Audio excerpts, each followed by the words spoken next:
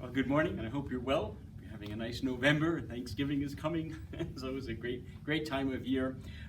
So I would like to talk a little about, the music and the faith, the practicing part of it. I know I talk a lot about, like last week, how I practice when God's not using me so that I can hear Him, and then when He uses me, I have confidence because I know the sound of His voice. But what is practice? And in a way, practice is repetition, but repetition, it can be dangerous if you're not on the right track. In music, lots of times parents will say to me, how long should, my student, how long should he be practicing?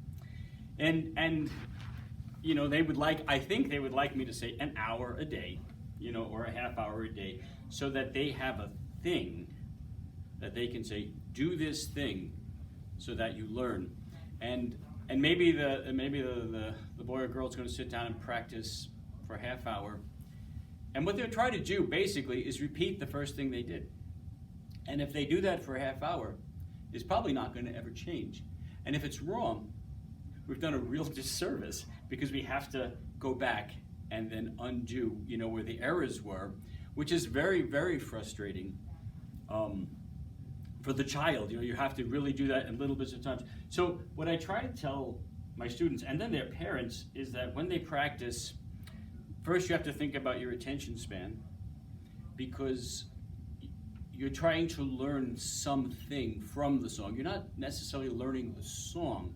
You're learning things from the song, techniques, or how to read fluently, or how to play a complete phrase, not a measure of music. These are all musical stuff. And it's very complicated, and it takes a lot of brain energy. And so it's better to maybe a couple times a day, maybe, or once a day, 10, 15 minutes. But they have to know what it is they're working on.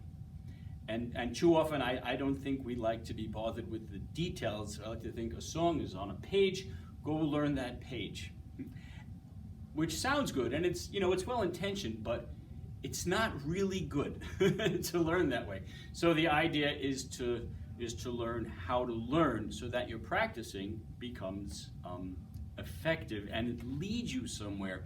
And that each week I hope that the child comes back and they've learned, I can bring my thumb under my third finger without bringing my whole body into it. I've just learned to move my thumb, or all the notes were connected in the phrase, which seems like a trivial thing, but it's not. You should try it before you expect other people to do something that simple. Right? We mean well, but sometimes we don't have enough knowledge of ourselves to know what we're asking. So to practice effectively is to learn in small steps from whatever the thing is in front of you, how to play it, or how to express it, or to me, music is a dance for your fingers. How do I dance? How do I dance this song? And what matters is that you learn how to dance. And then any song you receive, you're going to play the way you've learned through practice. And when we hear someone who we really like to listen to, it's not necessarily the song they're playing. I mean, we all like our songs, but it's how the person plays it. It's their elegance, it's their relaxedness, they know how to get to it. And it's a joy to watch like a real, a master of the instrument really play, because all the difficulties that they've worked out so that they can smoothly get through it. Which leads me, of course, to faith. The thing you want to look for in music, and I guess in faith, are the problems. It doesn't do any good in music to play the thing wrong over and over. When a kid is playing, or any of us really, even if we don't know what we played wrong, we know we played something wrong. We know when we're playing the right notes in music, and we also know when we're not playing the wrong, even though we don't particularly know it. And the child's mentality is to go back to the beginning, to the comfortable part, and play that again, and then there comes the problem. And so they go back to the beginning, and so by the end of the week, they've learned to play the first 5 measures so well. And of course, if they played so well, then they say, now look how fast I can play it. And then comes the measure where there was trouble and they didn't know what it was. And if they didn't know how to figure it out, then that's really my job as a teacher. They don't get anywhere. You get stuck repeating this one part because you don't want to spend any time on the tough part. And I think then that's a lot of that is life, don't we? We want to we want it to be easy, we want it to be healthy, we want it to be safe. And when we get to a tough part, we retreat from it. And to me, in faith, there's a lot of encouragement to actually explore the problem, find out what's going on in the problem. In music, 90% of the time, it's a great process. First you say, you're not making a different mistake each time. You're just playing one wrong note. The same as you're playing right notes, here you're playing wrong notes with the same confidence. It's just that it's not what's intended. And that's very useful because it tells them that they're thinking logically through the stuff they know and through the things they don't know. And I think that's the beauty of faith, is when we're in places we don't know, we want to make sure we're thinking with the faith brain that we do know. But we shouldn't avoid it. We need to explore it. We need to go into it. Why am I, I had such an example this week for myself, I'm Friday practicing, this is a beautiful sanctuary and the organ is magnificent and the whole environment, the people I work with. And here I am by myself on a Friday, beautiful Friday, practicing Christmas music. And I think, I'm so blessed and I'm so grateful. And I finish my practicing and I stop and I realize that. And I feel that. I feel so grateful to God. And that makes me feel good. Because this is the part that I know. I know when I'm in a blessed area, and it's because God gave it to me. And I like that. I'm peaceful, and I get in my car, 20 seconds later, I'm at the intersection, and I am boiling angry because, for no reason, right? But for a reason, the person in front of me has to turn one direction, and he doesn't understand the center lane is so that in a busy road, you can cross the first 2 lanes, and then you can negotiate the second 2 lanes instead of waiting for all 4 lanes. He's going to wait for all 4 lanes, right? Good for him, he's trying to be safe. But it just totally annoyed me because I wanted to go. And I went from that genuine state of peace to that genuine, I was so frustrated. I was like, come on, what are you ready for? This, I'm going to back out and I'm going to go a different way because this person. And my anger and frustration was as genuine as my gratitude. And so I think that's just like a song. The parts I have that I know are gifts, I need to use those for the difficult parts. And it's easy to not do that. But I can't deny it either. I can't say, oh, I shouldn't have gotten angry. I won't do it next time. Because that's what I practiced. Being grateful, going out, being angry, and saying I'm not going to be angry. And that's exactly what I'm going to do, right?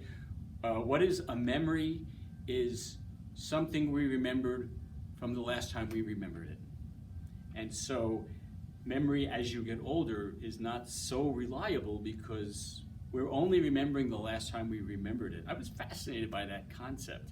But we are such habits. What we do, we're just simply going to do again.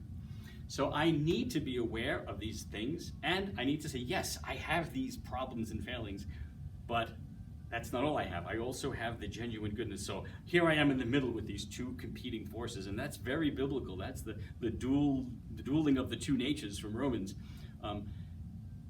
So the thing is, when you reach a trouble, or you're frustrated, or you're angry, or you're mad,